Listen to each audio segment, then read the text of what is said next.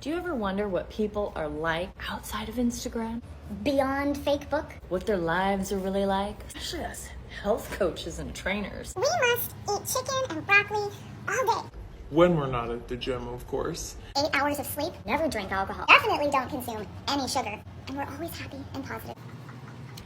False. Completely false. Now, social media has given a platform for people to be Real, phony.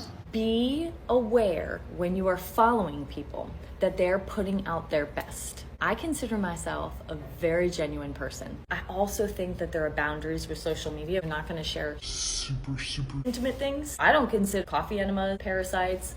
I know a lot of you guys. I know a lot of you very personally and intimately, so I feel a lot more comfortable sharing some personal things. So please just understand, people on social media are going to, by nature, put out the best. Everyone likes seeing something shiny and something bright and something fun and positive and inspiring.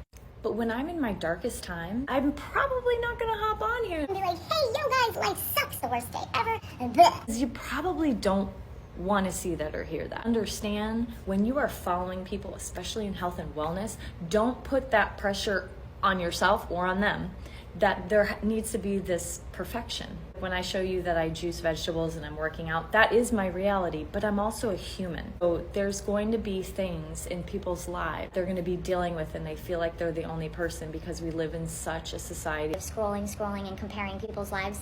Those people have their dark days too. They are probably just not sharing it on their highlight reel of social media. Come back down to earth. So many people are spending hours and hours on social media. Whatever you ingest, whether it's food or media, what you're watching, what you're listening to, it affects us. So if you're constantly ingesting things that you perceive as so incredibly perfect bodies, the perfect hair, the perfectly filtered person, and then you're living your own reality, which is not that way. It's definitely not perfect all the time.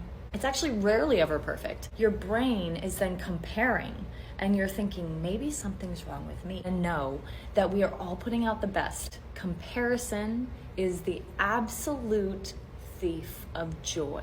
Do not compare yourself to anyone but yourself. You should want to be a better version of yourself every single day. But also give yourself grace when you're having bad days and you feel like shit. You're just not into the gym. You don't want to eat the healthiest. Everybody goes through that. You are no different.